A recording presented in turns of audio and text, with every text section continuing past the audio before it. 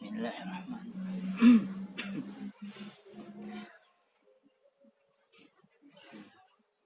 Assalamualaikum warahmatullahi wabarakatuh. Bismillah, alhamdulillah, salatu wassalamu ala rasulillah Muhammad ibn Abdillah wa ala alihi wa sahbihi wa man wadah. Alhamdulillahilladzi hadana lihada wa ma kunna linahtadiya laula an hadana Allah. Allahumma salli ala sayyidina Muhammadin wa ala alihi wa sahbihi ajma'in, amma ba'du.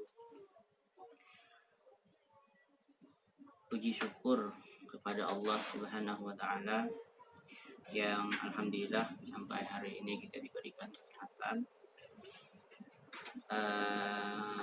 sehingga pada malam hari ini kita bisa mengikuti atau bisa melaksanakan kegiatan seminar meskipun lewat media internet, media daring. Salawat dan salam tidak lupa kita aturkan kepada junjungan kita Nabi besar Muhammad sallallahu alaihi wasallam yang telah memberikan banyak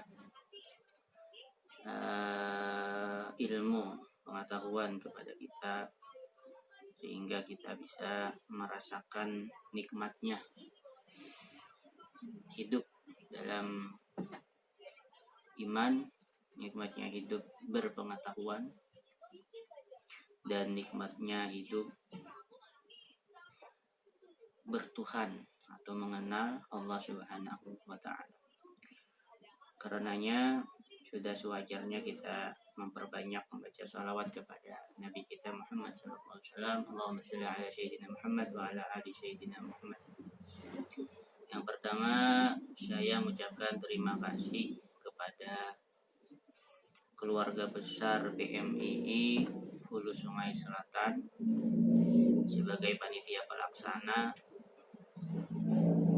kegiatan seminar ini.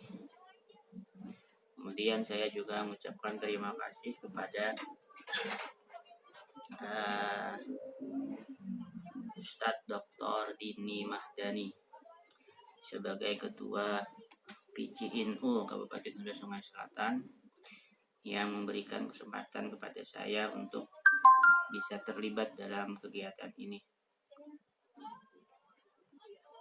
Salam hormat kepada kawan saya Dr. Taufik Hidayat, MKes Psikolog sebagai Ketua ISNU Kabupaten Hulu Sungai Selatan. Terima kasih juga kepada narahubung dan moderator. Narahubungnya Muhammad Hamdani, mahasiswa UNU Kalsel, dan moderator Ibu Nuriyatul Ummi Ispidi, Ketua Korpri PKC PMII Kalimantan Selatan. Baik, seperti yang tertera dalam apa istilahnya ini, brosur ya, bahwa tema kita adalah menjadi mahasiswa produktif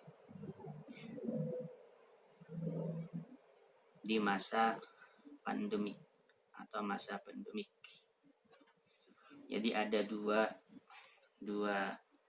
kata ya, ada dua kata mahasiswa produktif yang saya garis bawahi, itu ada dua kata mahasiswa produktif. Jadi yang pertama mungkin sebelum kita bagaimana itu mahasiswa yang produktif itu seperti apa, atau bagaimana menjadi mahasiswa yang produktif. Jadi yang pertama yang harus kita tahu, siapa itu mahasiswa. Jadi dalam catatan yang saya temukan, mahasiswa itu adalah orang yang belajar di perguruan tinggi, baik di sekolah tinggi, universitas, atau institut. Mereka yang terdaftar sebagai murid di perguruan tinggi dapat disebut sebagai mahasiswa.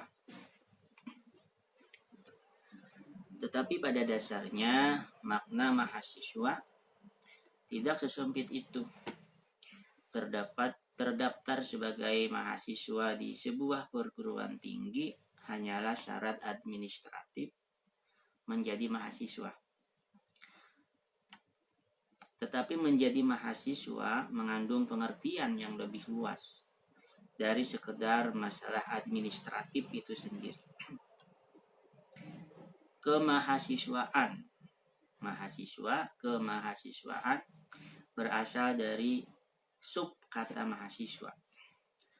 Sedangkan mahasiswa terbagi lagi menjadi dua suku kata, yaitu maha dan siswa. Maha artinya dan siswa artinya belajar. Jadi secara harfiah, mahasiswa artinya terpelajar. Jadi mahasiswa itu manusia yang terpelajar. Maha siswa pelajar. Jadi mahasiswa artinya terpelajar. Nah, jadi kalau ini mahasiswa itu manusia, berarti manusia ini adalah manusia yang terpelajar. Maksudnya bahwa seorang mahasiswa tidak hanya mempelajari bidang yang ia pelajari, tapi juga mengaplikasikan serta mampu menginovasi dan berkreativitas tinggi dalam bidang tersebut. Menyandang gelar mahasiswa merupakan suatu kebanggaan sekaligus tantangan. Kenapa jadi kebanggaan? Karena tidak semua orang dipilih Tuhan menjadi mahasiswa. Jadi ketika kita dipilih olehnya sebagai mahasiswa, nah ini kita bangga, alhamdulillah. Tetapi juga adalah tantangan. Betapa tidak ekspektasi dan tanggung jawab yang diemban oleh mahasiswa itu besar. Jadi mahasiswa bangga jadi mahasiswa, tetapi juga tantangan. Kenapa? Karena nama mahasiswa ini tanggung jawabnya besar. Mahasiswa adalah seorang agen pembawa perubahan. Jadi mahasiswa ini dalam sejarahnya selalu membawa perubahan. Menjadi seorang yang dapat memberikan solusi. Jadi mahasiswa adalah orang yang bisa memberikan solusi. Jadi bukan malah menambah masalah mahasiswa. Bagi permasalahan yang dihadapi oleh suatu masyarakat, bangsa di belahan dunia. Jadi mahasiswa ini perannya sangat vital, sangat urgent dalam masyarakat. Nah, kita ingat setiap perubahan rezim selalu melibatkan mahasiswa. Kita ingat sejarah Indonesia misalnya. Ketika perubahan orde lama ke orde baru, keterlibatan mahasiswa itu sangat luar biasa. Nah, kemudian ketika orde lama ke orde baru juga seperti itu. Ya, orde lama ke orde baru mahasiswa, orde baru ke orde reformasi juga mahasiswa. Nah, itu pengertian mahasiswa. Jadi mahasiswa itu maha siswa terpelajar. Jadi mahasiswa artinya terpelajar. Sangat terpelajar. Kalau siswa aja pelajar saja. Jadi kalau mahasiswa terpelajar. Jadi kalau kita sudah jadi mahasiswa, ini ada kebanggaan. Alhamdulillah ini bisa capai mahasiswa. Apalagi mahasiswanya misalnya mahasiswa program doktor. Luar biasa itu bangganya, Masya Allah. Kenapa? Karena tidak semua orang bisa merasakan bagaimana rasanya mahasiswa program doktor. Jadi mahasiswa itu ada mahasiswa sarjana, ada mahasiswa magister, ada mahasiswa program doktor. Ini beda-beda rasanya. Kalau mahasiswa sarjana, ya sarjana biasa masa peralihan dari dari masa SMA, masa aliyah ke masa dewasa. Nah, kalau sudah magister ini beda. Nah, lebih-lebih lagi kalau kita sudah masuk ke mahasiswa program doktor, luar biasa. nikmatnya, bersyukurnya itu. Nah, mahasiswa program sarjana saja itu bangga dan punya beban besar, apalagi mahasiswa program doktor. Sangat banyak bebannya dan tanggung jawabnya. Tanggung jawab moral, tanggung jawab keilmuan, tanggung jawab dan sebagainya. Baik. Peran dan fungsinya. Secara garis besar ada 3 peran dan fungsi yang sangat penting bagi mahasiswa, yaitu pertama, peranan moral. Jadi peranan yang pertama itu kaitannya dengan moral. Dunia kampus merupakan dunia di mana setiap mahasiswa dengan bebas memilih kehidupan yang mereka mau. Disinilah dituntut suatu tanggung jawab moral terhadap diri masing-masing sebagai individu untuk dapat menjalankan kehidupan yang bertanggung jawab dan sesuai dengan moral yang hidup dalam masyarakat. Tanggung jawab moral itu yang pertama. Bisa juga diartikan tanggung jawab moral itu misalnya kita sarjana, mahasiswa program sarjana, misalnya kita kuliah di prodi pendidikan agama Islam. Nah, tanggung jawab moralnya apa? Kita harus bisa menjadi apa yang diinginkan dari prodi itu. Misalnya prodi PAI ini menginginkan alumninya bisa menjadi guru yang profesional. Maka kita sebagai mahasiswa di sana punya tanggung jawab moral agar bisa menjadi guru yang profesional.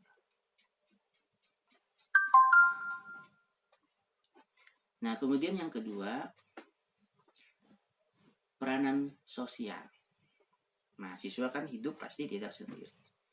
Kampus itu pun kan itu juga ada interaksi sosial.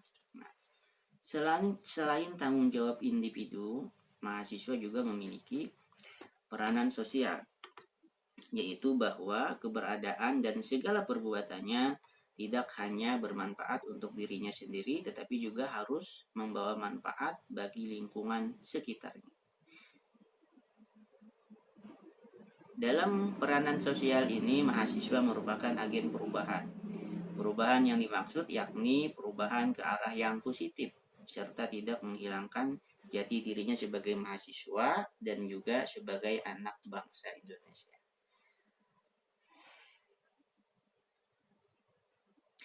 Mahasiswa mempunyai peranan sosial sebagai tanggung jawab sebagai pribadi dan sebagai makhluk sosial. Jadi segala perbuatan yang dilakukan mahasiswa itu tidak hanya berdampak untuk pribadinya, tetapi juga harus berdampak positif bagi sekitarnya. Jangan jadi beban masyarakat mahasiswa. Yang ketiga adalah peranan intelektual. Tentunya pasti mahasiswa itu sudah masuk kelompok manusia ilmiah. Peranan intelektual, mahasiswa sebagai orang yang disebut-sebut sebagai insan intelek haruslah dapat mewujudkan status tersebut dalam ranah kehidupan nyata. Dalam arti menyadari betul bahwa fungsi dasar mahasiswa adalah bergelut dengan ilmu pengetahuan dan memberikan perubahan yang lebih baik dengan intelektualitas yang ia miliki selama menjalani pendidikan.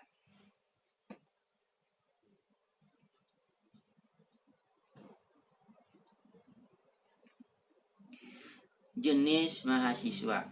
Jadi kita pahami dulu apa itu mahasiswa. Mahasiswa itu menurut yang saya dapatkan ini dari informasi-informasi di media internet, ada 5 jenis mahasiswa itu. Yang pertama ada yang disebut mahasiswa kunang-kunang atau kuliah pulang. Nah, mahasiswa jenis ini kuliah aja, kada umpat napa-napainya, kada umpat organisasi, kada umpat yang lain-lain. Kuliah belajar, habis belajar, habis kuliah bulik. Nah, biasanya mahasiswa yang semacam ini banyak kita temukan. Pasif di kampus itu bersifat pasif. Jenis mahasiswa kunang-kunang ini mahasiswa yang menomorsatukan indeks prestasi kumulatif. Jadi jenis ini biasanya kata yang saya temukan di sini itu IPK itu jadi apa namanya? Jadi nilai tersendiri bagi mereka. Yang kedua itu mahasiswa kura-kura. Mahasiswa kuliah rapat, singkatannya kura-kura. Mahasiswa kuliah rapat. Nah, mahasiswa ini mahasiswa yang aktif berorganisasi. Saking aktifnya, kada ingat lagi tugas kuliah, kada ingat lagi maulah makalah yang disuruh oleh dosen. Kenapa? Karena dia sibuk menyusun kegiatan laporannya.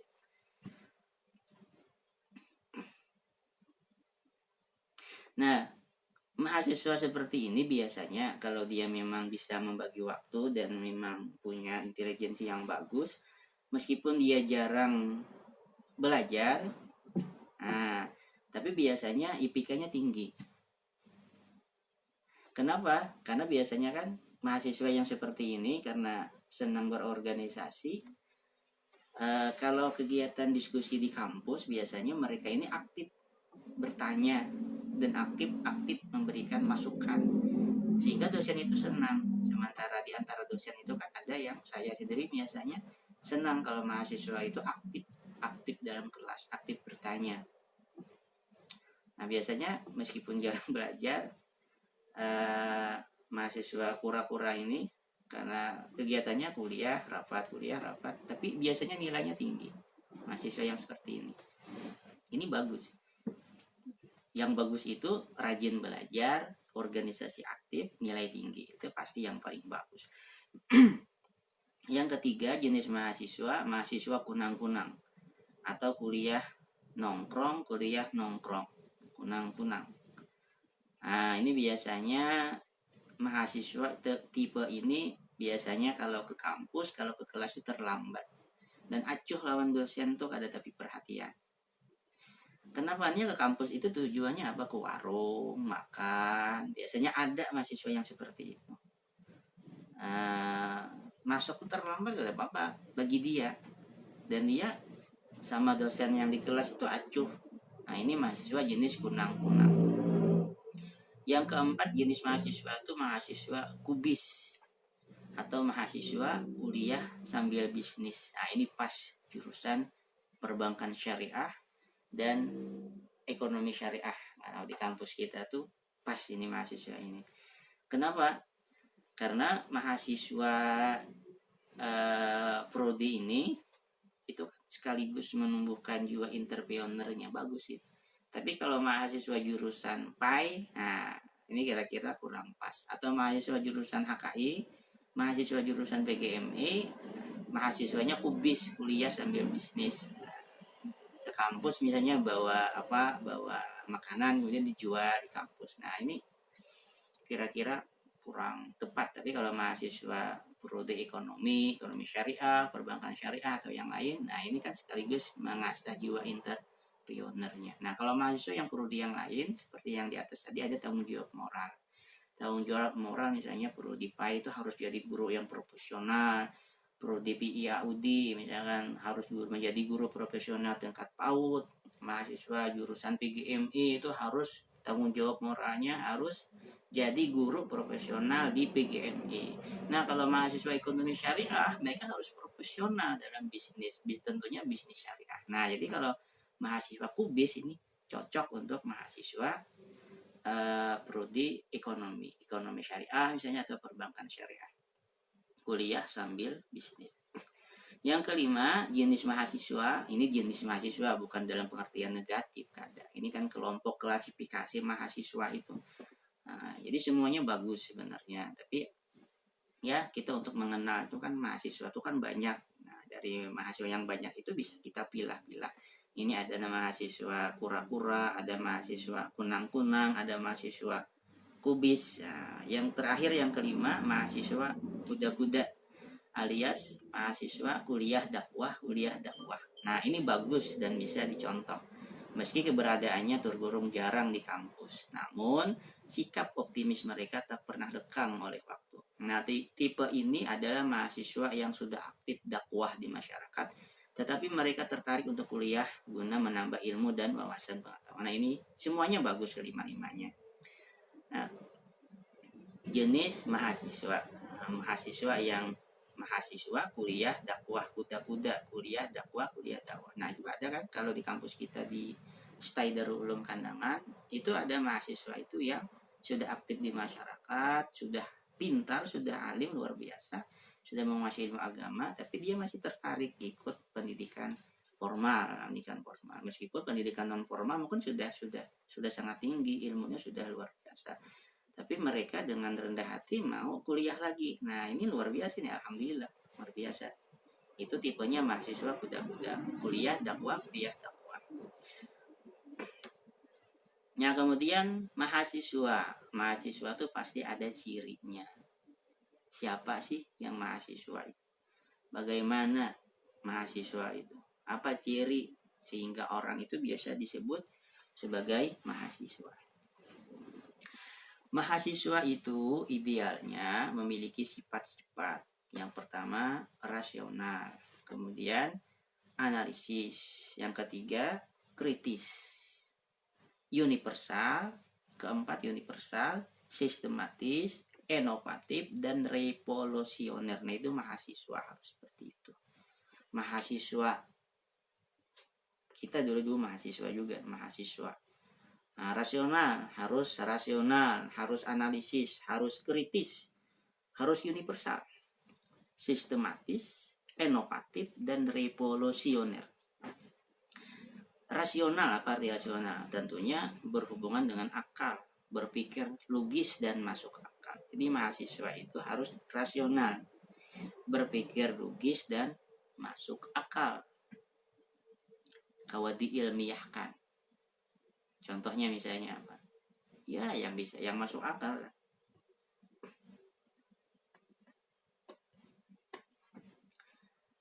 Analisis. Yang kedua, analisis atau menganalisa setiap peristiwa.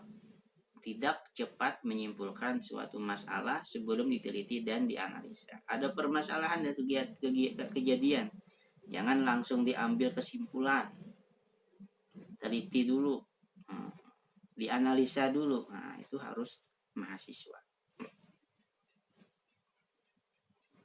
Kritis atau tidak pasrah dengan keadaan. Kritis, mempertanyakan lagi. Nah, itu mahasiswa.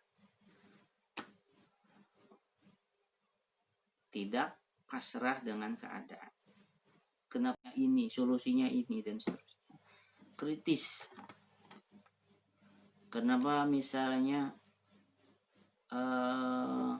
terjadi yang seperti ini, harusnya seperti ini, nah, dan seterusnya. Kritis, tidak pasrah dengan keadaan. Kemudian universal, berpikir mahasiswa itu universal, menyeluruh, tidak parsial. Misalnya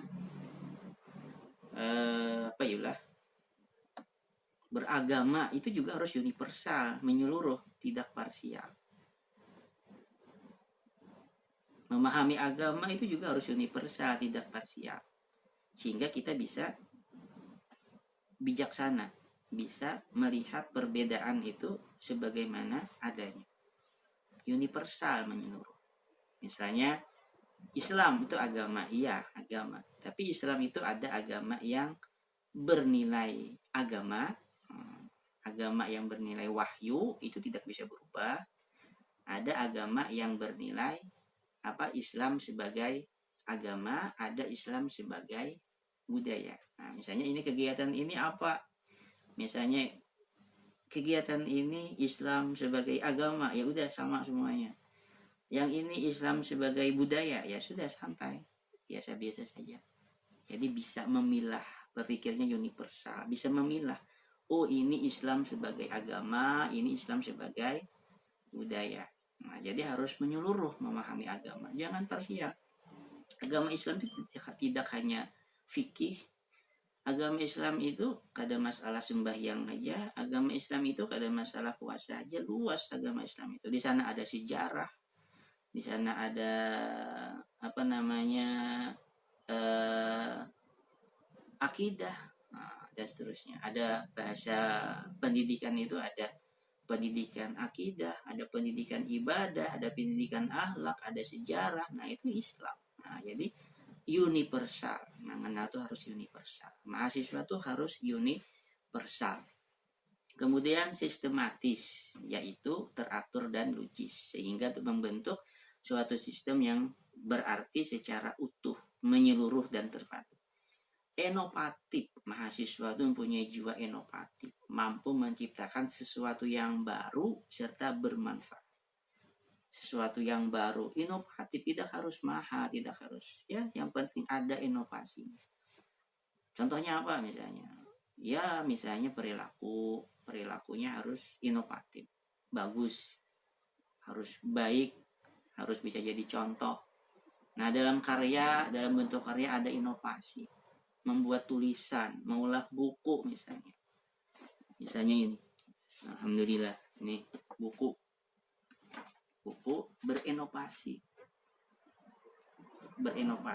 Nah, ini buku yang saya tulis. Ini alhamdulillah ini jadi bukti bahwa saya pernah hidup di dunia. Kalau misalkan saya sudah meninggal, buku ini jadi pengingat orang bahwa saya pernah ada. Berinovasi. Nah, mahasiswa itu. Kemudian yang terakhir, ciri mahasiswa itu revolusioner, mampu mengubah keadaan dan situasi yang lebih baik lagi. Misalnya kondisinya tidak enak, jadi mahasiswa itu bisa mengolah hatinya, keadaannya kada baik, dia olah sehingga lebih baik lagi.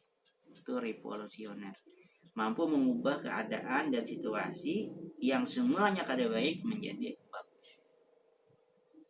Suasana hati kada nyaman, pikir mahasiswa harus bisa mengubah supaya jadi nyaman. Jadi mahasiswa revolusioner. Nah, kemudian kita masuk ke mahasiswa produktif.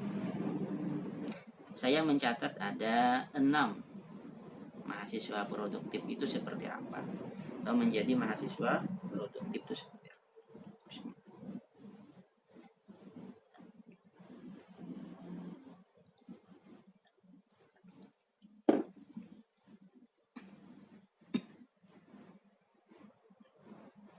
Mahasiswa produktif. Yang pertama, supaya kita menjadi mahasiswa yang produktif kan bisa menghasilkan sesuatu bermanfaat, baik. Yang pertama, mahasiswa yang menyadari dirinya sebagai mahasiswa yang memiliki peran penting dalam perubahan di masyarakat. Harus sadar bahwa kita ini mahasiswa, pian itu mahasiswa, sadar bahwa pian itu punya tanggung jawab yang besar, tanggung jawab yang kuat, tanggung jawab yang luar biasa dalam arti perubahan. Bahwa dalam sejarah mahasiswa itu membawa perubahan. Ya kada usah gena-gena, kada usah banyak-banyak. Di sekitar kita aja. Sekitar kampung kita, rumah kita, dalam rumah kita, ya harus bisa memberikan angin segar, udara yang baru bagi lingkungan sekitar kita. Jadi mikirnya kada usah jauh-jauh. Nah, jadi yang pertama, kita tuh menyadari bahwa kita ini mahasiswa memiliki peran yang penting dalam perubahan di masyarakat. Masyarakat itu tidak masyarakat yang luas. Masyarakat rumah, dan misalkan rumah itu masyarakat. Kalau masyarakat di rumah sudah bagus, di rumah ini sudah baik, yang di rumah ini sudah keluar dan memberikan contoh yang baik, nah akhirnya juga masyarakat secara umum. Ada teori istilah cincin Nusantara. Teori cincin. Jadi cincin itu kecil, bagian-bagian kecil kan. Nah, kalau yang di sini diperbaiki, cincin di sini kecil, yang di sini cincin, yang di sini diperbaiki, lingkungan sini dibaiki. Nah, akhirnya jadi cincin Nusantara, akhirnya bagus semuanya. Jadi perubahan di masyarakat berpikirnya kada usah harus perubahannya yang dalam pengertian yang luas, yang banyak. Yang penting kita dulu sekitar kita. Nah, kenapa? Karena kita mahasiswa, orang yang terpelajar. Yang kedua, dunia mahasiswa adalah dunia ilmu pengetahuan. Dunia mahasiswa adalah dunia ilmu pengetahuan. Karena itulah isilah selalu dengan kegiatan-kegiatan yang berhubungan dengan ilmu pengetahuan. Misalnya, sering mengikuti seminar-seminar online, webinar, atau kegiatan yang lain.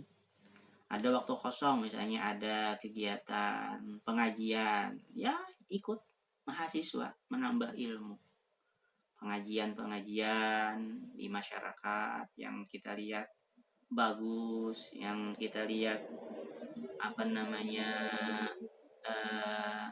ya yang baik lah, misalnya kita umpati isi waktu kegiatan itu. Kenapa? Karena dunia mahasiswa dunia ilmu pengetahuan. Tidak hanya seminar kita ikuti, tapi juga majelis-majelis taklim yang diisi oleh kiai, oleh tuan guru, yang kita lihat misalnya majelis ini memang kontak dengan hati, ya sudah ikut. Tapi kalau majelis-majelis yang mengarah ke radikalisme atau misalnya mengarah ke perpecahan umat, nah di majelis itu misalnya mengarah ke perpecahan, ya kalau saya kada empat. Nah kemudian yang ketiga, memperbanyak membaca atau literasi. Jadi mahasiswa itu harus banyak membaca, baca buku lah. Membaca itu Iqra bismi rabbikal ladzi khalaq. Membaca itu bisa membaca buku, bisa membaca perilaku sosial masyarakat, bisa membaca kejadian alam dan sebagainya, membaca lah. Tapi di sini konteksnya membaca buku, memperbanyak membaca.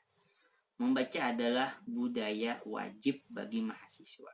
Jadi mahasiswa itu mempunyai budaya. Budayanya apa? Membaca. Jadi kalau ada mahasiswa yang kada senang membaca, wah ini susah. Masih tanda tanya apakah dia mahasiswa atau kada. Jadi mahasiswa itu harus senang membaca buku, membaca kejadian, iktibar bahasa kita, bahasa agamanya iktibar. Mengambil pelajaran, membaca. Dunia mahasiswa atau budaya mahasiswa adalah budaya wajib membaca.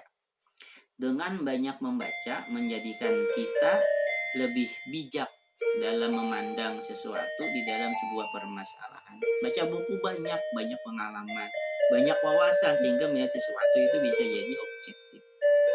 Dengan banyak membaca, seolah kita juga mengupgrade kemampuan diri kita. Jadi kalau banyak membaca, kita seolah-olah di-upgrade lagi nih, di-refresh otak kita. Kalau kada membaca sehari aja kada membaca misalnya, wah bisa stres. Tapi kalau kita membaca buku, wah itu bisa juga menghilangkan stres. Dengan banyak membaca seolah kita juga mengupgrade kemampuan diri kita.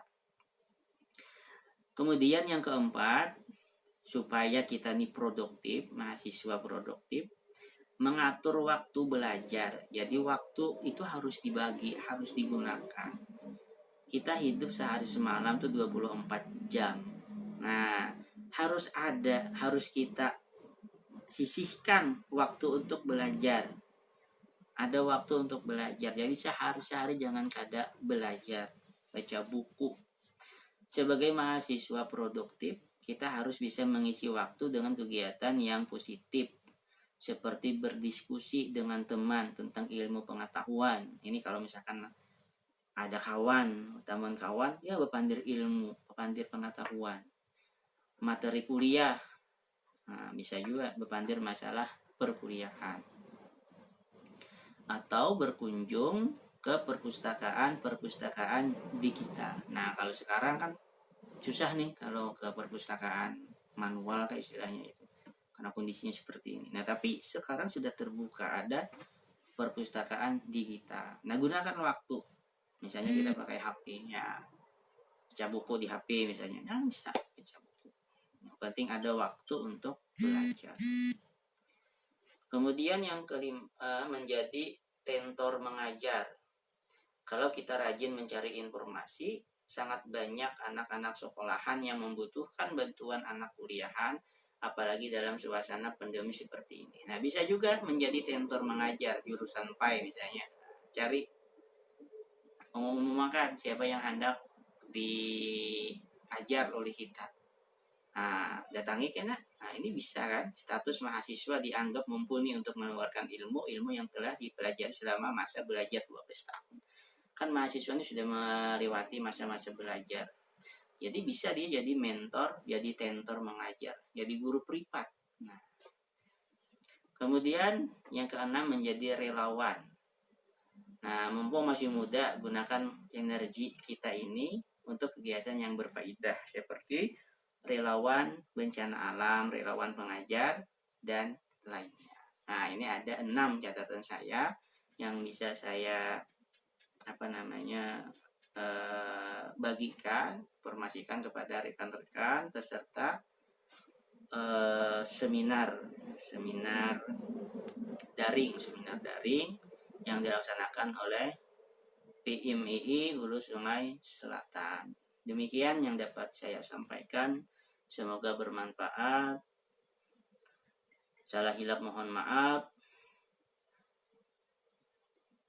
Allahu muwafiq ila aqwamit thoriq. Assalamualaikum warahmatullahi wabarakatuh.